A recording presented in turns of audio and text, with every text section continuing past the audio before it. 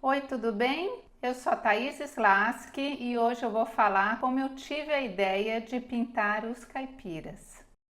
Lá, tá gravando? Tá ligado aí? Tem um vermelhinho, parece que tá gravando. Tá gravando, né? Tá gravando, quer que cancela? Oi, pessoal. Não. Foram os primeiros quadros a óleo meus que eu pintei, que eu desenhei eu mesma e pintei. Antes eu tinha feito um curso de pintura a óleo em Buenos Aires e lá todos os alunos tinham que copiar alguns trabalhos de grandes mestres até estar apto a escolher seus próprios temas e começar a pintar suas coisas. Então eu já tinha terminado o último trabalho que o ateliê exigia, que era um Caravaggio colorido, e meu próximo passo era desenhar alguma coisa minha. Eu queria integrar a fauna brasileira com uma festa popular que eu sempre adorei. Eu pensei, nossa, eu poderia fazer 6 retratos de festa junina, com os animais que eu queria, só que cada retrato interagindo com o que vem depois. Foi assim que eu tive a ideia de fazer uma preguiça com um buquê, a preguiça de noiva, com uma pessoa olhando o buquê, um lobo-guará tocando sanfona, um chimpanzé que eu coloquei representando os estrangeiros que moram no Brasil e se adaptam à cultura brasileira, não trocam o Brasil por nada. A menina rindo, né? E fechando com a onça pintada. Para desenhá-los, eu não sabia como pegar tantos detalhes com essa pintura nova, né? Que eu tinha aprendido, que é tão realista. Então a preguiça, ela me deu muito trabalho, porque ela foi a primeira que eu desenhei e tinha que sair da minha imaginação. Eu não podia fotografar uma preguiça vestida de noiva. Então eu sofri muito com ela. Como eu não tinha referência fotográfica dela, eu tinha que desenhar do zero.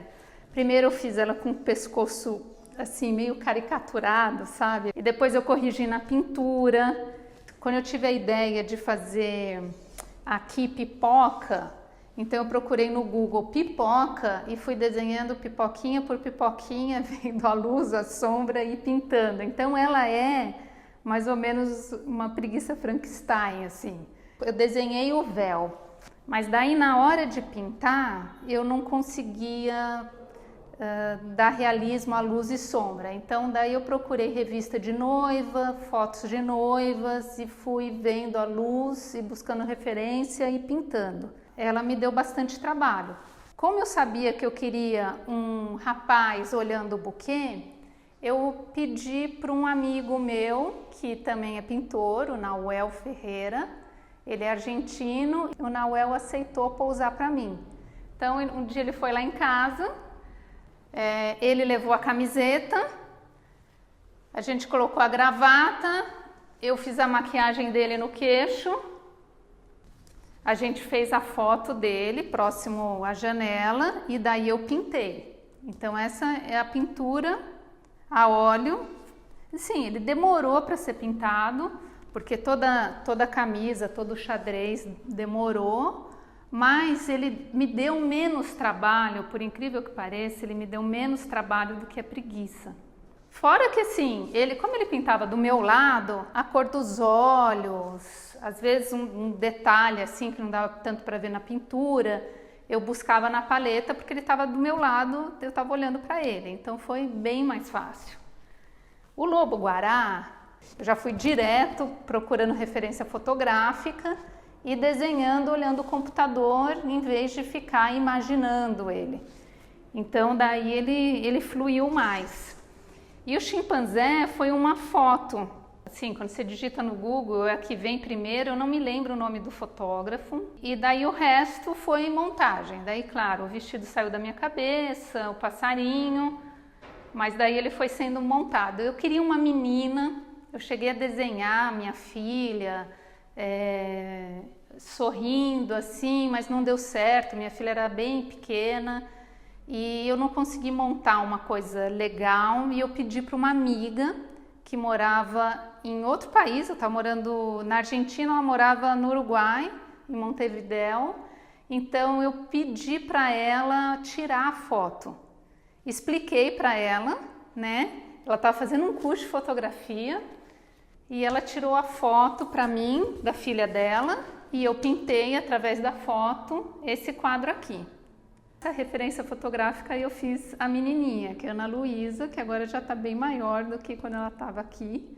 E a onça, que veio fechar tudo, também foi mais fácil. Depois que eu passei, sei lá quanto tempo, quantos meses nessa preguiça, a onça foi tranquila. De todos, acho que foi o que mais fluiu, assim, porque eu já estava no final do projeto, já sabia o que queria, sabia que ela virada, ela fecharia, né, os 6 que conversam entre si, então foi bem tranquilo pintar. Todos eles foram pintados em tábua, né, que é um MDF, olha, é um MDF com um algodão preparado em cima, não é tela. E são 2 demãos de tinta a óleo para dar esse aspecto. Eu escolhi um fundo super colorido. O ateliê que eu estudei, ele é bastante conservador, né? Um ateliê de pintura clássica. Então, as pessoas às vezes falavam para mim assim, ai, Thaís, você não vai pintar o fundo dele todo preto? Eu falei, não, eu queria colorido, então eu pintei tudo colorido. Ele também com os dentes, assim, não é uma coisa de pintura clássica, né? Pintura clássica, todo mundo com a boquinha fechada, né? Igual Mona Lisa. Então as pessoas falavam assim para mim, não acredito que você vai pintar dente. Eu falei, não, eu quero ele rindo. Então eu pintei, né, do jeito que eu queria. Eu acho que, independente da escola que você faz, você pode pintar o que você quiser. Mesmo que você faça uma escola muito clássica, e é legal fazer escola clássica, porque a gente aprende muito. Mas depois, com o que você aprendeu, você pinta o que você imaginar, o que você quiser. E a criatividade é uma coisa que vem aos poucos para mim, assim. É claro que quando eu vi, a ideia veio, mas é porque eu já estava decantando a ideia de festa junina, dos animais da fauna brasileira, um estrangeiro. Eu já sabia mais ou menos que eu queria isso. Que eu pego uma folha sulfite, eu ponho a data, quantas horas eu gasto, e daí no final do quadro eu sei mais ou menos e ponho atrás a paleta. Ó. Tudo isso daqui é anotação de paleta. Principalmente esse fundo eu anotei inteiro. Porque depois, a hora que eu passo para um outro quadro, eu esqueço, claro, eu esqueço como é que eu fiz, né? Com que cor que eu fiz esse tom de amarelo, são várias misturas, né? Então eu anoto tudo. A paleta, eu acho que copiar grandes mestres te traz muito conhecimento, sabe? Ter copiado o Caravaggio e aprendido a paleta da pele do Caravaggio me deu possibilidade de depois pintar o que eu queria. A mesma paleta de cor que eu pintei o meu amigo, eu pintei a filha da minha amiga. É a mesma paleta, cor, fiz mais ou menos do mesmo jeito e acabei pintando tudo que eu queria com isso. Então, eu acho que copiar os grandes mestres é um caminho muito legal de você se sentir capaz de pintar o que quiser, sabe? Qualquer coisa.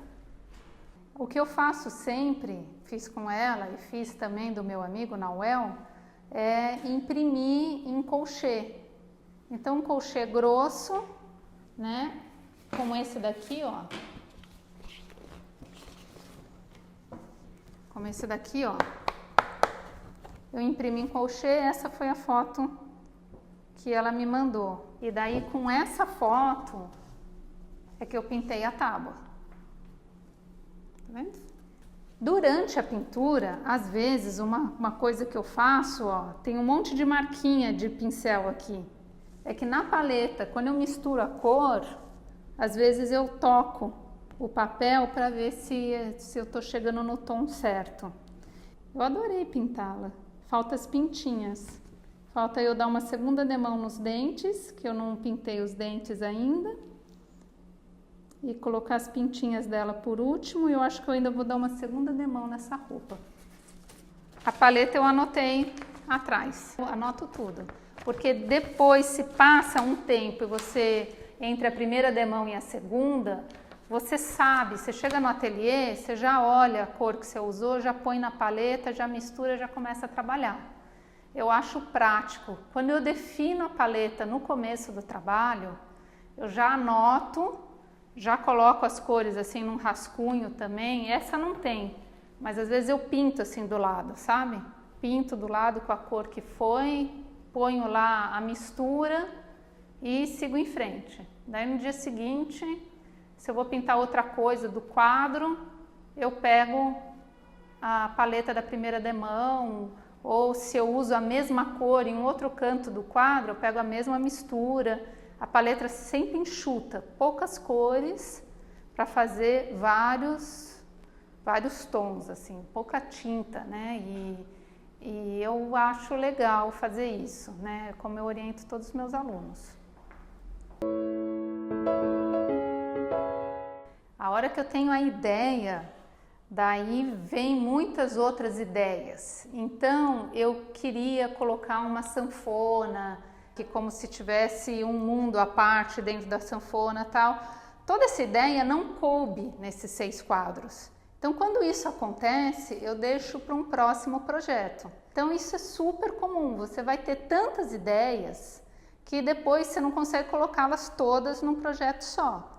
E daí, deixa, se está em excesso, deixa para o projeto seguinte. Então, dos caipiras, eu vim para esse quadro. Nesse, eu já fui direto fotografar a minha filha. Eu quis colocar como se isso daqui fizesse parte de dentro da sanfona, mas também dentro de um dia, né? Eu acho que uma série de pintura, ela é como cada quadro, cada obra é como se fosse o capítulo de um livro, né? Tem uma continuação até que o pintor deixa de fazer aquela série, né? Acabou aquele livro e segue para outra coisa. Comecei a ver que as ideias vinham, então eu comecei a anotar. Uma dica que eu queria deixar, que é uma coisa que funciona muito para mim, é ter um caderno onde eu escrevo. Não é só que eu esboço, não é um caderno só de desenho, só de rascunho. É um caderno onde eu escrevo também as ideias. Redijo, sabe? Eu queria isso, queria aquilo, penso em fazer de tal jeito. Esse quadro, depois que eu pintei ele, eu senti vontade de fazer também um autorretrato redondo num bambolê. E daí, como a preguiça já tinha me dado daquele trabalho todo, e esse passarinho de plástico deu certo, então o outro quadro, que eu mostro em outro vídeo, eu fiz com uma preguiça de pelúcia. Eu me fotografei com a preguiça de pelúcia e depois eu pintei. Num outro vídeo eu mostro para vocês. Se você tem muitas ideias para uma coisa só, fragmenta, que funciona, eu acho que funciona melhor. Se eu tivesse colocado todas essas ideias naquele quadro que ia ser desse tamanho, não teria funcionado tão bem. Eu achei que ficou legal os 6 retratos separados, depois esse. E a dica do caderninho. Ter o caderninho da criatividade, é fundamental, que você depois esquece. Então tem esse hábito, sabe, de à noite ou pela manhã, algum horário do dia, anotar as ideias que você vai tendo, que mais tarde você vai usando. Do meu amigo, mesma coisa, ó. Colchê, a foto dele, esse fundo eu colei no Photoshop, porque aqui ele estava perto da janela da minha casa, tirei perto da janela da cozinha. Como tinha muita luz, a gente foi colando assim, com fita crepe, jornal, folha de jornal na janela, para meio que filtrar a luz e conseguir esse degradê, ó, de sombra até a luz. E daí com esse degradê na foto e que eu fiz, pintei esse daqui.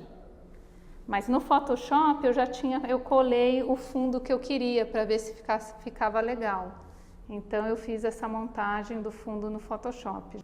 Tirar a foto, montar a foto daquilo que você imaginou é uma coisa que ajuda muito a pintar, do que pintar de memória. Ainda mais, sobretudo, uma pintura que você quer dar tantos detalhes.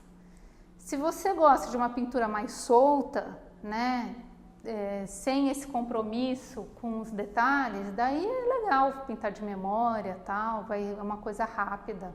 Ou um modelo vivo usando, né? Eu não tinha condições de uma criança pousar para mim vários dias para eu pintar.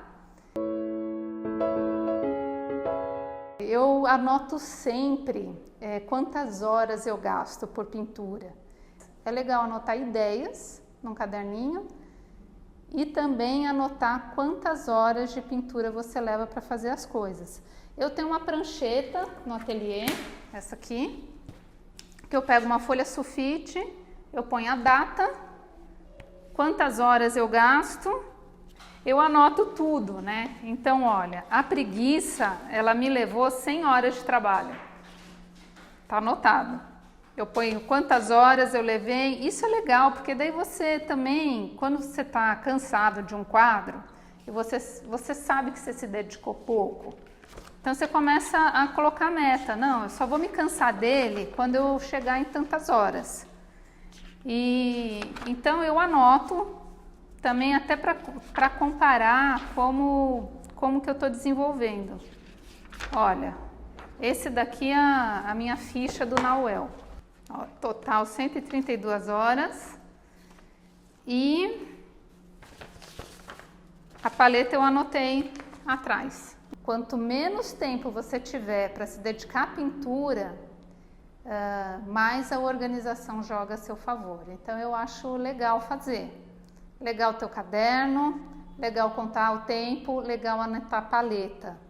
E tempo, bom, cada pessoa consegue se organizar de um jeito, né? Tem várias histórias de pintores que acordavam mais cedo, tinham seus empregos, então acordavam mais cedo, quem tem filho, antes das crianças despertarem e pintavam aí por 2 horas e daí começava o dia. Então dormia um pouco menos, mas se dedicava àquilo que gostava.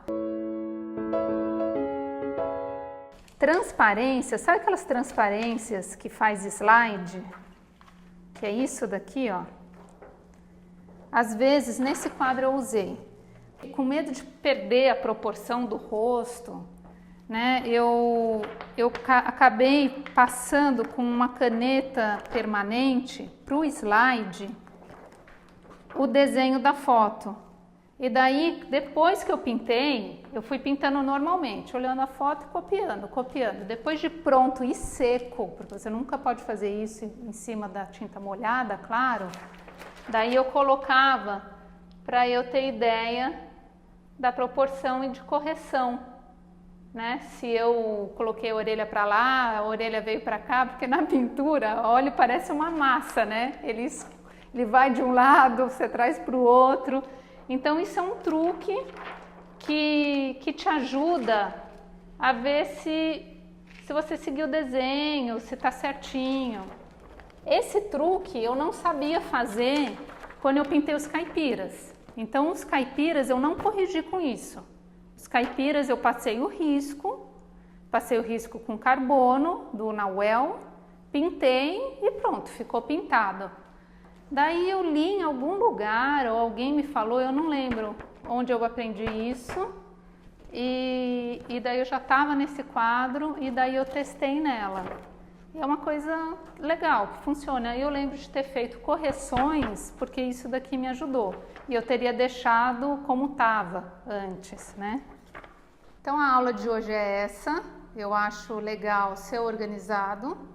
A organização joga a seu favor. Quanto menos tempo você tiver para se dedicar à pintura, mais a organização joga a seu favor. A sua dedicação são em horas fragmentadas, então você sabe o quanto você produz. Mesmo que seja em 1 hora, você sabe, você começa a sentir o quanto você produz. Então, tchau e até a próxima semana. Youtuber novata esquece das coisas. Eu esqueci de dizer que se você curtiu esse vídeo, por favor, dê um like, siga o nosso canal. A gente tem também um site recém-nascido, o Mundo da Pintura, que nasceu esta semana no thaisslask.com.br. Acessa lá, tem matérias escritas, além desses vídeos, PDFs sobre harmonia de cor, paleta, pintores, e vai ter muito mais coisas, muitas novidades durante o ano inteiro. A gente preparou um monte de coisa para 2019. Então é isso aí. Espero que vocês tenham gostado e até, agora sim, até o próximo vídeo. Tchau!